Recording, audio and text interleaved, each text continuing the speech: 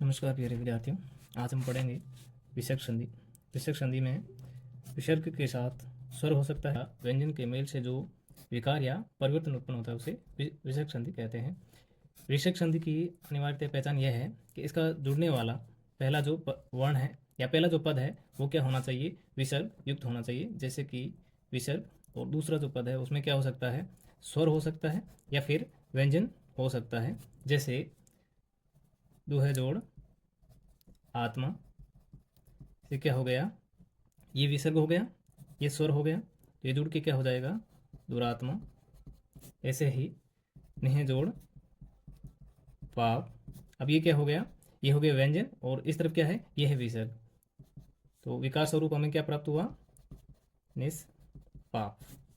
इसी तरह विसर्ग संधि का पहला जो नियम है ये है कि विसर्ग के साथ ए और विसर्ग हो, और उसके बाद क्या आए, ए आए या घोष व्यंजन आए। मतलब स्पर्श व्यंजन में तीसरा, चौथा और पांचवा वर्ण आए, अंतस्थ हो सकता है या फिर उसम का है हो सकता है। अगर ऐसा होता है तो ये विसर्ग युक्त जो ए है ये ओ में बदल जाता है। जिस तरह से मन है जोड़ हर, ये क्या है, ये विसर्ग से पहले ए है और उसके बाद क्या है, ये उसम का है, तो ये क्या करेगा, ये विसर्ग युक्त जो ए है ये ओ में बदल जाएगा, जैसे मनोहर।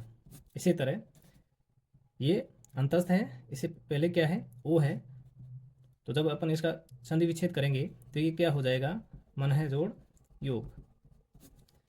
और विसर्ग संधि का दूसरा नियम क्या है कि विसर्ग के बाद दूसरे पद में क्या आए, अगर चय आता है या छय आता है तो ये विसर्ग क्या करेगा, ये तालव्य से में बदल जाएगा। जैसे कि निह जोड़ विसर्ग के बाद क्या है, चय है, तो ये विसर्ग क्या हो जाएगा, तालव्य से में बदल जाएगा, जैसे कि निश्चय।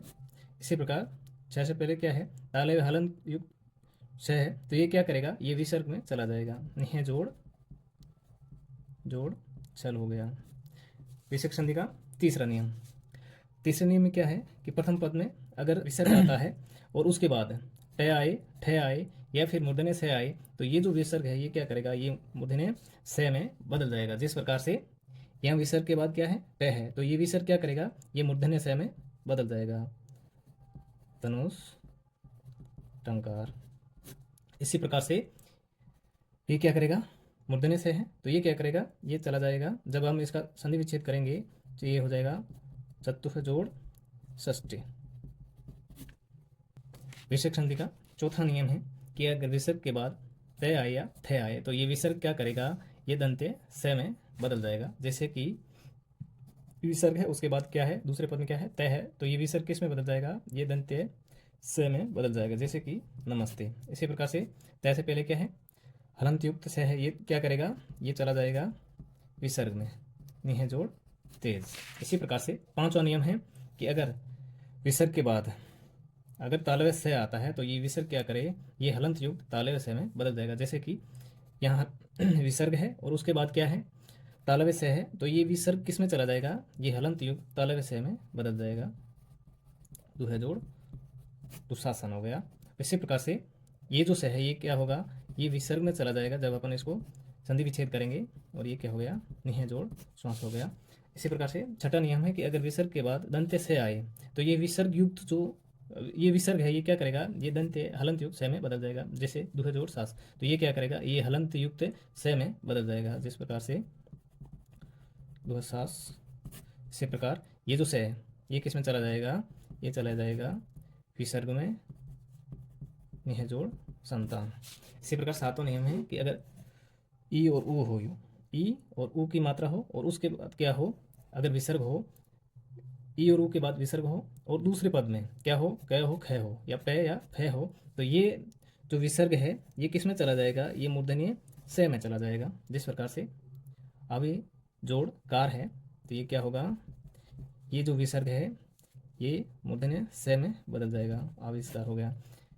ये क्या करेगा, अगर संधि विच्छेद करेंगे तो ये क्या करेगा, ये जो मूर्धन्य से है ये विसर्ग में चला जाएगा, निह जोड़ ताम।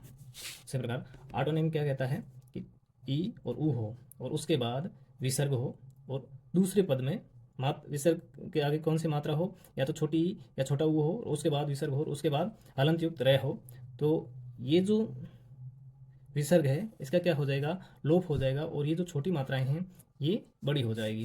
जैसे निह जोड़ रस, तो ये विसर्ग तो गायब हो जाएगा, और ये जो छोटी मात्रा ये किस में बदल जाएगी, ये बड़ी मात्रा में बदल जाएगी। इसी प्रकार निरोग हो गया, जब अपन संधि विच्छेद करेंगे तो क्या होगा, ये जो मात्रा है ये तो छोटी हो जाएगी, छोटी मात्रा में बदल जाएगी, यहाँ विसर्ग आ जाएगा निह जोड़ रोग। नवा नियम क्या है कि अगर ई या ऊ हो और उसके बाद विसर्ग हो, और दूसरे पद में क्या हो सकता है, स्वर हो सकता है, अंतस्थ हो सकता है, रे को छोड़ के हो सकता है, या फिर घोष व्यंजन हो सकता है, मतलब तीसरी चौथी और पांचवी ध्वनि। तो ये जो विसर्ग है क्या करेगा, ये आधे रे में बदल जाएगा। जैसे निह जोड़ अक्षर है, तो ये क्या करेगा, ये विसर्ग है ये आधे रे में बदल गया अक्षर। अब ये जो स्वर है ये इसके साथ लग जाएगा, तो ये क्या हो जाएगा, निरक्षर। इस तरह से लिखा जाएगा।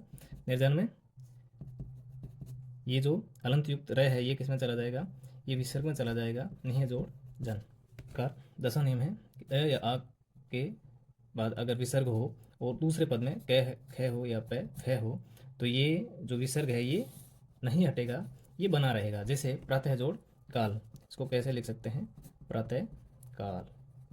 इसी प्रकार अंतःकरण है, क्यों क्यों नहीं हटा, क्योंकि विसर्ग के बाद क की ध्वनि थी, इसलिए ये जैसा था वैसा ही बना रहा। अगर इसका विच्छेद भी करेंगे तो कैसे होगा, अंतः जोड़ करण।